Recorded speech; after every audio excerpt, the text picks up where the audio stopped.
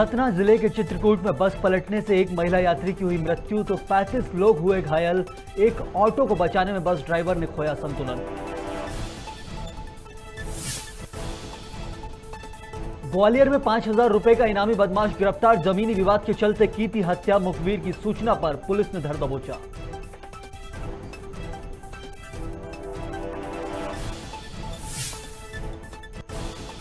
उमरिया जिले में फसल बीमा की राशि पाकर किसान हुए खुश। मंत्री मीना सिंह ने कांग्रेस पर कसा तंज। कहा 18 महीने की कांग्रेस सरकार में किसानों के साथ हुआ सिर्फ धोखा।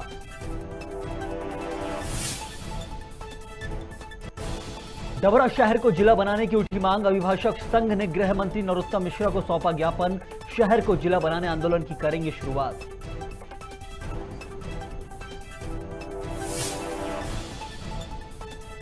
और श्योपुर में तय मानकों से अधिक मूल्य पर बेची जा रही खाद। कलेक्टर के आदेश के बाद खाद्य गोदाम को किया गया सील। नहीं मिला विक्रेता से संतोषजनक जवाब।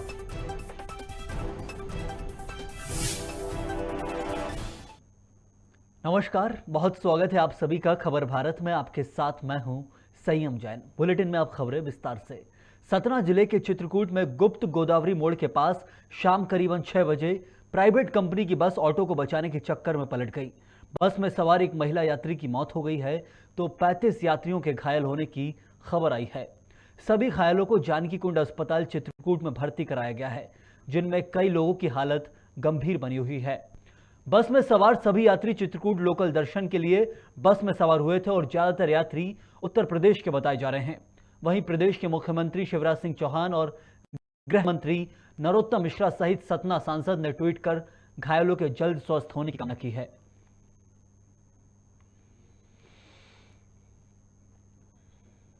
राजधानी भोपाल के संजीव नगर कॉलोनी में पूर्व एसपी स्वर्गीय संजीव कुमार सिंह की प्रतिमा स्थापित की गई, जहां चिकित्सा शिक्षा मंत्री विश्वास सारंग ने माला पहनाकर प्रतिमा का अनावरण किया।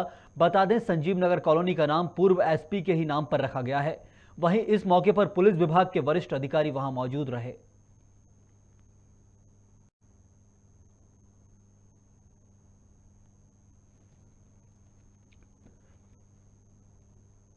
ग्वालियर जिले के थाना थाटीपुर पुलिस ने हत्या के प्रकरण में फरार 5,000 रुपए के इनामी बदमाश को गिरफ्तार कर लिया है। पकड़े गए आरोपी ने पहले भी जमीनी विवाद के चलते हत्या की घटना को अंजाम दिया था। आरोपी की गिरफ्तारी पर पुलिस अधीक्षक ग्वालियर ने 5,000 रुपए का इनाम घोषित किया था। वहीं यह आरोपी पहले से फरार चल रहा था, जिसकी पुलिस टीम ने गिरफ्तारी के लगातार प्रयास किए थे। पहले भी इस आरोपी ने जमीनी विवाद पर थाना गोरमी क्षेत्रांतर्गत ग्राम सुकांड में अपने सगे बाबा और चाचा की हत्या की थी, उस समय जब ये नाबालिग था। थाना थाटीपुर के अंतर्गत तृप्ति नगर में एक घटना हुई थी, जिसमें कि भाई ने ही अपने भाई को और बहन को गोली मार दी थी, जिसमें 3 गोली बहन को मारी थी और 2 गोली भाई को मारी थी। तो दोनों को ही तत्काल इलाज के लिए रेफर किया गया था, जिसमें भाई जो बड़ा भाई था वो एक्सपायर हो गया था और बहन की बड़ी मुश्किल से काफी सीरियस हालत में थी। इलाज के दौरान वो स्वस्थ हो गई और उसके बाद लगातार ये फरार हो गया। वहां से टीमें लगातार काम करती रही। क्राइम ब्रांच की टीम ने इस पर काफी मेहनत की। दूसरा, इसके कब्जे से जो इसके द्वारा जो घटना की गई थी, उसमें घटना में एक पिस्टल इस्तेमाल की गई थी और एक कट्टा इस्तेमाल किया गया था। दोनों ही इसके पास से बरामद हो गए हैं। इसके अलावा ये घटना करने के बाद सबसे पहले अपने गाँव जिरेना की तरफ गया, फिर वहां से वो दतिया गया। दतिया बस स्टैंड पर अपनी बाइक रखी, फिर वहां से झांसी होते हुए फिर गुजरात निकल गया था। फिर कुछ दिन गुजरात रहकर फिर वो अजमेर गया। अजमेर में रहकर फिर दिल्ली गया और लगातार जो सबसे ज्यादा फरारी जो मैक्सिमम टाइम बताया है वो उसमें। मंदसौर जिले में अधिकतर किसान काला सोना नाम से पहचानी जाने वाली अफीम की फसल की खेती करते हैं। इन दिनों अफीम की फसल अपने यौवन पर है और खेतों के बीच खड़ी फसल में आकर्षक फूल आए हैं, जिसमें किसानों के चेहरे खिले हुए हैं। तो वहीं दूसरी तरफ किसानों की भागदौड़ भी बढ़ गई है। फसल को नीलगाय सहित कई पशु पक्षियों से बचाने के लिए तरह तरह के जतन करे जा रहे हैं। खेत के चारों तरफ सुरक्षा कवच खड़ा किया जा रहा है। किसानों का कहना है कि इसकी देखरेख में हजारों से लाखों रुपए खर्च हो जाते हैं।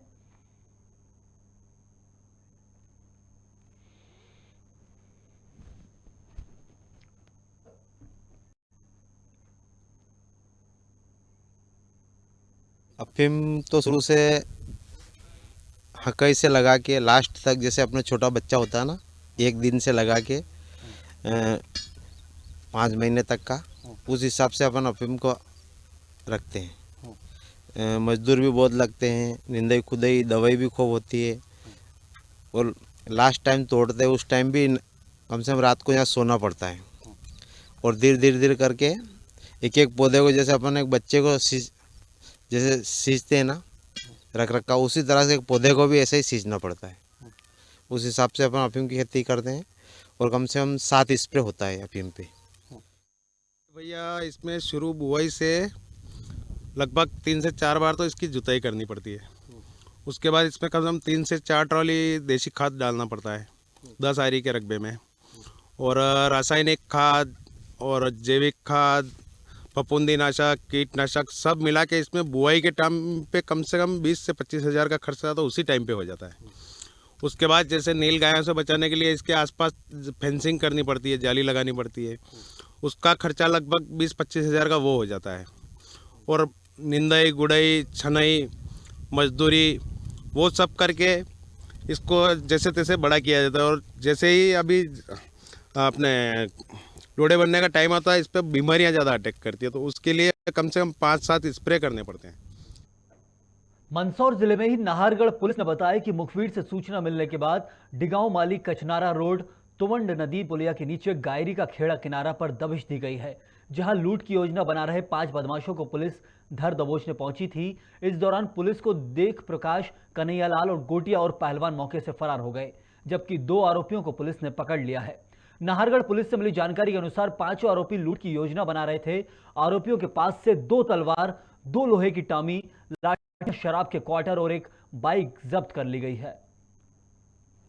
11 फरवरी को मुखबिर ने सूचना दिया था कि शक्करखेड़ी गांव से आगे तुंबड़ नदी के जो पुलिया है वहाँ टूटी सड़क है, वहाँ पर नदी किनारे कुछ लोग जंगल में बैठ के रात में जो है डकैती की तैयारी कर रहे हैं। और ये वही लोग हैं जो हाईवे पर आए दिन लूट करते हैं, और पहले भी डिगांव और सीतामऊ रोड पर जो है इन्होंने लूट करी थी। सूचना महत्वपूर्ण थी, अधिकारियों को बता के टीम गठित करके थाने से रवाना होकर के गायरी खेड़ा तरफ से शिवनान तुंबड़ नदी के यहाँ दबिश दी गई थी, जिसमें 2 व्यक्ति पकड़े गए थे और 3 आदमी मोटरसाइकिल सहित भागे, लेकिन कुछ दूर जाके उन्होंने मोटरसाइकिल फेंक के पैदल जंगल में भाग गए और अंधेर का लाभ उठा के जो मिले नहीं। और थाने पर इनकी कायमी की गई। कायमी के बाद माननीय न्यायालय पेश किया गया, जहाँ से इनको पुलिस रिमांड पर लाया गया है। अन्य प्रकरण में पूछताछ की जा रही है, और पूछताछ के दौरान इन्होंने यह भी बताया कि दिनांक 7 तारीख को 7 और 8 की दरमियानी रात में रामगढ़ के महेंद्र जी पोरवाल का ट्रैक्टर मंदसौर से किराने का सामान लेके आ रहा था, उसको भी इन लोगों ने लूट लिया था किराने के सामान का। उस संबंध में भी जो लूटा हुआ माल उसको बरामद करने की कार्रवाई की जा रही है। सूरजपुर में गुरुकुल विद्या आश्रम में विविध शिक्षा प्रशिक्षण केंद्र सहित स्वरोजगार का प्रशिक्षण दिया जा रहा है। जन कल्याण संस्था एवं श्री ओम सबूरी साई वेलफेयर सोसाइटी के संयुक्त प्रयास से ये काम चल रहा है, जिसके तहत कक्षा 6वीं से 12वीं तक निर्धन छात्रों को निःशुल्क शिक्षण कराने के साथ संस्थान में वृद्धजनों के लिए निःशुल्क आवासीय वृद्धाश्रम का भी संचालन चल रहा है। निःशुल्क चिकित्सा सुविधा उपलब्ध कराई जाएगी। साथ ही से संस्थान के चेयरमैन डॉक्टर R.K. लाल ने बताया कि निःशुल्क शिक्षा, स्वास्थ्य और रोजगार मुखी प्रशिक्षण महिलाओं को दिए जा रहे हैं। किसी के साथ में अकेला सेल्फ अपना वर्क करेंगे, उनको इंडिविजुअल भी वर्क उपलब्ध करवाए हैं। और LED बल्ब निर्माण भी इन लोग करते हैं, उनको हम कच्चा माल उपलब्ध कराते हैं। उस LED बल्ब के निर्माण से उससे जो प्रॉफिट आता है वो भी हमारे गुरुकुल विद्या आश्रम में आता है। प्लस इसके अतिरिक्त कुछ और जो भी प्रोडक्ट्स हमारे संस्था के तैयार होते हैं, उसमें हमारे जिला, ब्लॉक और ग्रामीण स्तर पर बहुत सारे वॉलंटियर्स हमारे साथ जुड़े हैं। तो किसानों को अधिक से अधिक आय हो और जैविक रूप से जैविक उत्पादों को वो लोग उत्पादित करें। तो इस उद्देश्य को लेकर के उसी जमीन पे सीमित संसाधनों से एक समय में 4 से 5 फसल का उत्पादन हो, जिससे कि किसानों को 4 से 5 लाख रुपया प्रति वर्ष आय हो। पन्ना जिले के रैकरा गांव में उस वक्त हड़कंप मच गया जब एक चलते ट्रक में अचानक भीषण आग लग गई।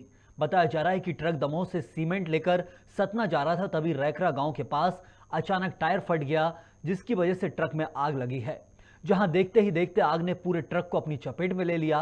वहीं घटना में चालक ने किसी तरह ट्रक से कूदकर अपनी जान बचाई है, लेकिन मौके पर पहुंची फायर ब्रिगेड की टीम जब तक आग पर काबू पाती, उससे पहले ट्रक पूरी तरह जलकर खाक हो चुका था। हालांकि घटना में किसी को जनहानि नहीं हुई है, लेकिन लाखों का सामान जलकर खाक हो गया है। खबर पन्ना जिले से ही, जहां हादसों का सिलसिला जारी है।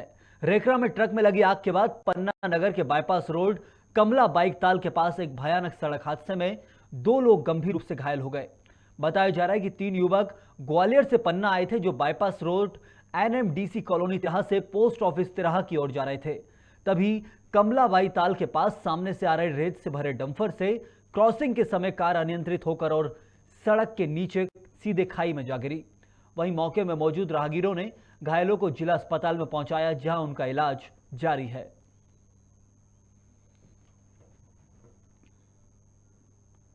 उमरिया जिला मुख्यालय में मंडी प्रांगण में किसानों को अपने कृषि के दौरान हुई क्षति में प्राप्त बीमा राशि को प्रधानमंत्री फसल बीमा योजना के तहत जिले के कई किसान लाभान्वित हुए हैं और यहां इस कार्यक्रम को लाइव प्रसारण के माध्यम से किसानों देखा था।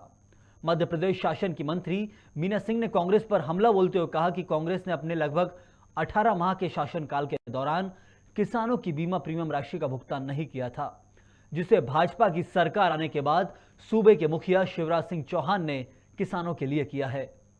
चाहे वो जीरो बैलेंस की बात हो, चाहे प्रधानमंत्री फसल बीमा योजना की बात हो, चाहे राहत राशि की बात हो, हर तरह से हमारी सरकार आप लोगों की मदद के लिए लगातार काम कर रही है। माननीय मुख्यमंत्री जी चाहते हैं कि हमारे मध्य प्रदेश के किसान आगे बढ़ें और हमारे किसानों की तरक्की हो। इस दिशा में लगातार हमारी सरकार, माननीय मुख्यमंत्री जी चिंता करते रहते हैं। देखिए, मुझे याद है की बनाई हुई योजना है और जिन किसानों ने पंजीयन कराए होंगे। श्योपुर कलेक्टर शिवम वर्मा के निर्देश अनुसार कृषि विभाग के अनुविभागीय अधिकारी मुकेश कुमार दानोतलिया ने श्रीराम खाद भंडार गोदाम को सील करने की कार्रवाई की है। ये कार्रवाई अधिक मूल्य पर किसानों को खाद बेचने के मामले में की गई है, जहां इस संबंध में कृषि विभाग ने संबंधित को नोटिस जारी किया था और नोटिस का जवाब संतोषजनक न होने के कारण गोदाम सील करने की कार्रवाई की गई है।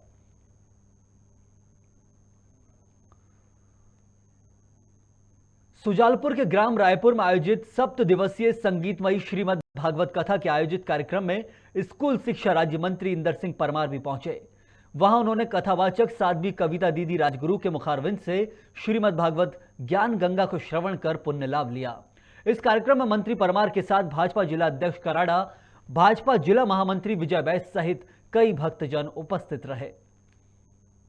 एक पर्वतनी गिरिराज महाराज जी भी इस दुनिया में ऐसा कौन जीव होगा, ऐसा कौन मानव होगा, ऐसा कौन मनुष्य होगा ना जो आपके हाथों में आकर के उठ जाए।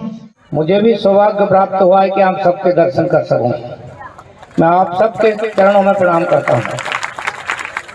जीवन का अमूल्य समय का उपयोग दीदी के सानिध्य में रह करके और ईश्वर से प्राप्त करने में लगाया है। मैं पुनः सबको आपको प्रणाम करता हूं। मुझे भी आप सब लोगों के आशीर्वाद से, स्नेह से और प्यार से। मंदसौर जिले के सीतामऊ में पुलिस ने अनोखे तरीके से पति पत्नी के उलझे रिश्ते को सुलझाया है। जहां पुलिस ने गंगाजल सामने रखकर दोनों के टूटे रिश्ते को एक बार फिर से जोड़ दिया है, वहीं पत्नी ने घरेलू हिंसा का आरोप पति पर लगाया था और मामला तलाक तक पहुंच गया था। लिहाजा पुलिस के समझाइश देने के बाद भी मामला शांत नहीं हुआ, तब दोनों के सामने गंगाजल रख विवाद न करने की कसम दिलाई गई। हमारे वरिष्ठ अधिकारियों की यही सोच है कि पारिवारिक रूप से विघटन नहीं हो। इस उद्देश्य को लेकर 2 परिवार में विवाद था, पति पत्नी में कुछ मतभेद थे। उस मतभेद को हमारे द्वारा प्रयास किया कि हमारे द्वारा स्वागत अधिकारी कक्ष बनाया गया। हमारे स्वागत अधिकारी ने उनसे पूछताछ की, पुनः फिर मेरे द्वारा पूछताछ की, आपस में बैठक की। बैठक कराने के बाद प्रयास किया दोनों परिवारों में कि दोनों अच्छे से रहें। पति पत्नी इस बारे में कुछ हद तक संतुष्ट भी हुए और निश्चित रूप से वो लगभग तैयार हो गए हैं और हम लोग उसके अनुसार ही उनके परिवार को वापस मिला देंगे। सर, गंगाजल का सहारा भी समझौते में? हाँ, एक विश्वास है। गंगाजल हमारा जो है तो विश्वास के रूप में प्रतीक है। तो पति ने बोला कि मैं गंगाजल की कसम खा सकता हूँ, मेरे द्वारा गंगाजल लाकर भी रखा और उनको कसम भी खिलवाई। और महिला जो उसकी पत्नी वो गंगाजल की कसम के बाद बहुत कुछ हद तक प्रेरित हुई और मानने को तैयार हुई। जशपुर जिले के विभिन्न थाना क्षेत्रों में लावारिस हालत में मिले सैकड़ों दोपहिया वाहनों को थाने में पड़े पड़े कबाड़ में तब्दील हो रहे थे, जिसकी वजह से थानों में जगह की भी कमी हो रही थी। अब पुलिस विभाग ने इन वाहनों की नीलामी का फैसला ले लिया है। जिले के रक्षित केंद्र में इन सभी वाहनों को लाया गया है और 2 चरणों में इन वाहनों की नीलामी की जाएगी। प्रथम चरण में 133 दोपहिया वाहन और द्वितीय चरण में 28 वाहनों की नीलामी होगी और इन वाहनों की नीलामी के बाद जो रकम मिलेगी उसे राजकोष में जमा कराया जाएगा। जशपुर जिले के सभी थानों से जो लावारिस वाहन थे उनको 28 पुलिस एक्ट के तहत जब्त किया गया था और उनको एक उद्घोषणा के द्वारा सभी लोगों से उस संबंध में दावा आपत्ति भी एसडीएम न्यायालय द्वारा आमंत्रित की गई थी और अवधि बीतने के उपरांत जो शेष वाहन हैं उनके नीलामी हेतु नोटिस इशू किया गया है और 12 तारीख को उनकी आम नीलामी की जाएगी और उसमें जो भी रेवेन्यू प्राप्त होगा वो राजकोष में राजसात की जाएगी। इस बुलेटिन में फिलहाल इतना ही। खबरें खबर भारत में लगातार जारी है। आप बने रहिए खबर भारत के साथ और देखते रहिए खबर भारत।